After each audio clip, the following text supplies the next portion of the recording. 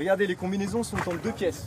En prenant leur équipement, ces camionneurs pensent évidemment à l'accident survenu en Corse hier. Mais aucun ne s'en inquiète. C'est pas forcément lié à la sécurité, d'après ce que j'ai lu en tout cas, j'ai pas tout lu. Mais... Donc après, j'ai pas eu plus peur que ça.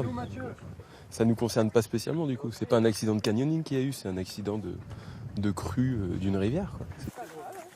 Une ambiance de vacances décontractée, mais le groupe est limité, pas plus de 10 personnes. Et leur guide, lui, est déjà très vigilant. Donc là, ça devient un peu plus raide.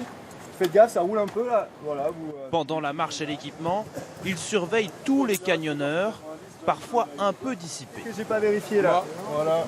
Moi, tu m'as pas vérifié. Regardez les gars là, les jambes, ça sert à rien de trop serrer, comme ça vous gardez de la mobilité. De la mobilité. Ici. Les hanches. Tu m'as pas vérifié. La taille serrée au-dessus des hanches. Voilà. Okay. Une fois à l'eau, les derniers conseils de sécurité. Vous allez voir le granit poli par l'eau, avec des petites algues comme ça, là c'est une patinoire. Ok, moi j'ai des chaussures qui sont faites pour le canyoning, pas vous.